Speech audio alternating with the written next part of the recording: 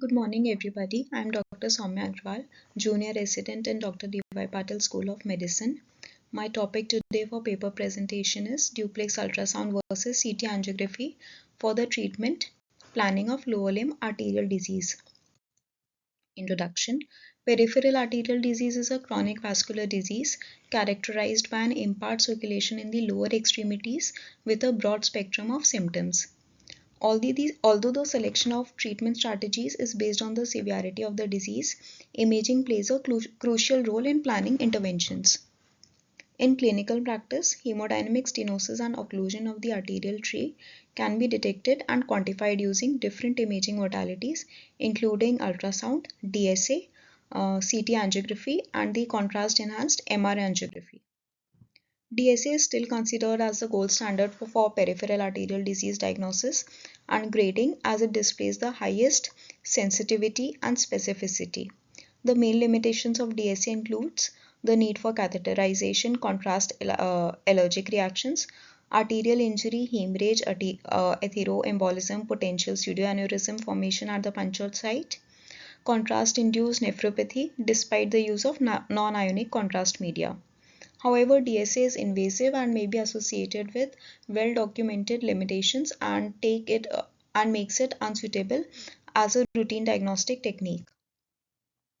The CT angiography is currently used in evaluating atherosclerotic peripheral arterial occlusive disease or for interventional planning. However, this imaging modality shares some important limitations with DSA since it always requires radiation and the use of intravenous iodine contrast to adequately assess the arterial lumen.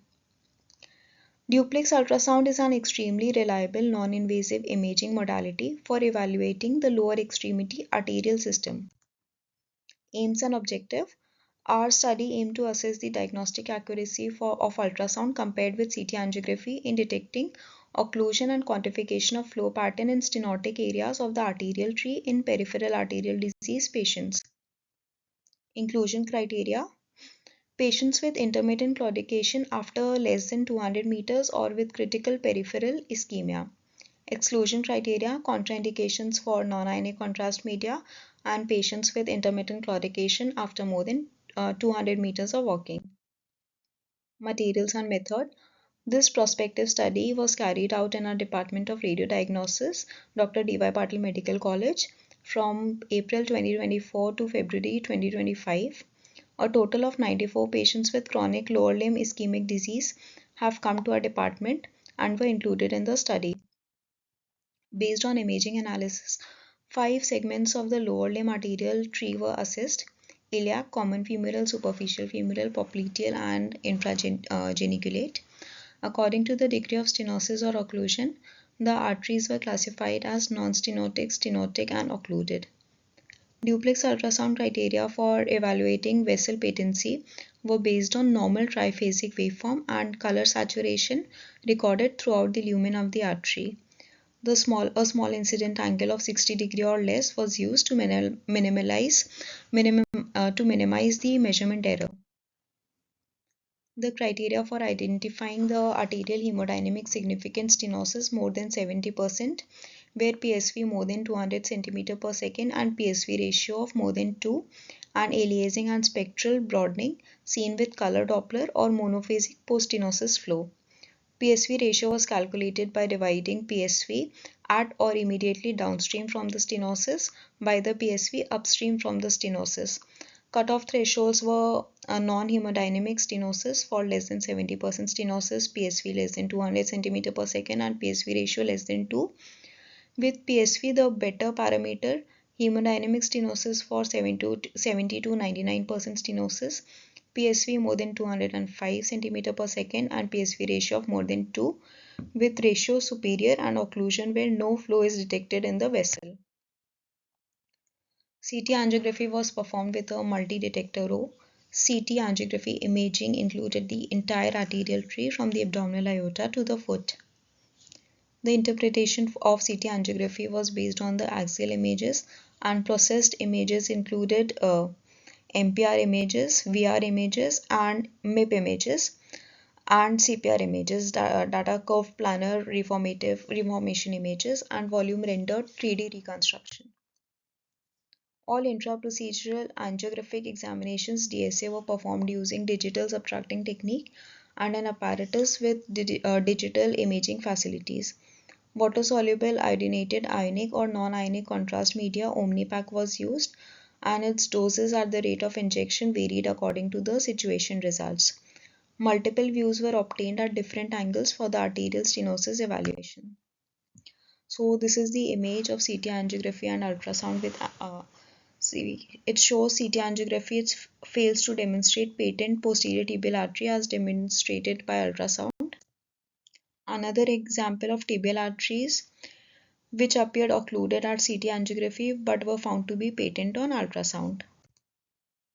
So here ultrasound duplex scanning showing typical findings of severe stenosis of anterior tibial artery as confirmed by intraoperative angiography.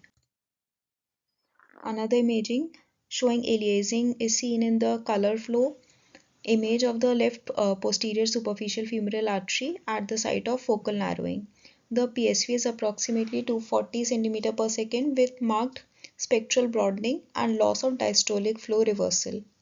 Flow below the baseline in the systole is related to turbulence. The velocity ratio is 2.1.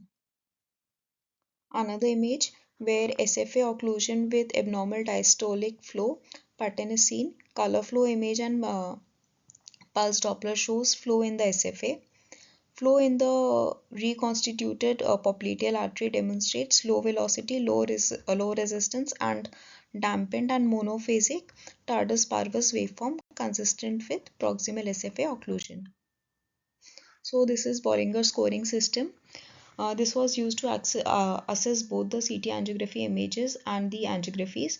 According to the severity of the disease, stenosis was graded according to the following criteria: non-hemodynamic stenosis less than 50% arterial narrowing, hemodynamic stenosis more than 50% arterial narrowing, and occlusion complete absence of flow in the vessel. Fontaine classification, the first classification system, emerged from the European Society of Cardiovascular Surgery in 1952 and was published in 1954 by Fontaine. The classification system graded the clinical presentation of patients to 4 stages. The system was based on clinical symptoms without other diagnostic tests and is typically used for clinical research and not routinely used in patient care. Here are the results. The study involved 94 patients suffering from peripheral arterial disease, 54 men, 40 women, with a mean age of 68.2 years and a standard deviation of 14.3. 18 patients complained of disabling intermittent claudication, stage 2B. 46 patients had breast pain, stage 3, and 30 patients had tissue loss or gangrene, that is stage 4. The comorbidities and the risk factors of the studied patient are reported in table 1. So this is the observation table where the green color shows female patients and the black showing the male patients. This is a table where imaging of the iliac axis showed total occlusion in 7 patients and stenosis in 35 and no stenosis in the remaining 52 patients. In the ultrasound, total occlusions was detected in 6 patients, stenosis in 36 and non-stenosis in 52. When DSA was performed, it showed occlusion in 7 patients, stenosis in 35 and no stenosis in 52. So here ultrasound misinterpreted one occlusion which was a subocclusive stenosis on the DSA in an obese patient. So here are some other examples for the common femoral artery. Another table, and here for the popliteal level where CT angiography diagnosed occlusion in 11 patients, stenosis in 27 and no popliteal artery stenosis in the remaining 56. While the ultrasound diagnosed total occlusion in 12, stenosis in 29 and patent or non-stenotic popliteal artery in 53. DSC documented occlusion in 11 patients, stenosis in 28 and no stenosis in 55. CT angiography underestimated the narrowing of the popliteal artery in one case, while ultrasound misinterpreted an occlusion that was a subocclusive disease with surrounding mural calcifications at the origin of the vessel. So here is regarding the infrageniculate arteries, where CT angiography demonstrated occlusion in 29, stenosis in 46, and no stenosis in 19 patients. Ultrasound detected total occlusion in 24, stenosis in 51, and no stenosis in 19. DSA showed occlusion in 24 patients, stenosis in 52, and no stenosis in the remaining 18. So CT angiography overstaging occurred in 5 cases of multisegmental disease, and understaging by ultrasound occurred in only 1 case. So in this context, ultrasound or CT angiography imaging methods have a good sensitivity and specificity compared with the invasive angiography in delineating the anatomy and planning revascularization, including assistance in selecting vascular access sites, identification of significant lesions, and determination of the feasibility of and modality for invasive treatment. The diagnostic accuracy of ultrasound in several vascular pathologies has been widely recognized. This study suggested that when used appropriately, ultrasound provides most of the essential anatomical information and hemodynamic data for extensive peripheral arterial mapping. Using DSA as a reference point, our data demonstrated the high diagnostic accuracy of ultrasound for both occlusions and stenosis at any level of the entire peripheral arterial tree. It has been proven to distinguish between the tight stenosis and occlusion and determine the severity of arterial stenosis.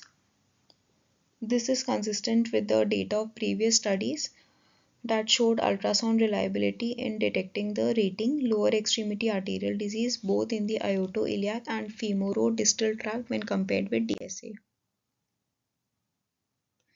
This concordance of findings that has been almost perfect for detecting iliac stenosis and occlusion with the So here's the conclusion. Ultrasound has proven to have high diagnostic accuracy in evaluating peripheral arterial disease. Advantage of ultrasound investigation techniques is that it produces images of arterial disease and provides simultaneous Doppler measurements to estimate the degree of stenosis and the quality of inflow and outflow. The parameters are fundamental for assessing the technique feasibility and the potential outcomes of any procedures. Duplex ultrasound findings can even surpass those by CT angiography in usefulness when imaging intrageniculate arteries by CT angiography is incomplete as contrast agents within the most distal vessels falls below the sensitivity threshold. Thank you.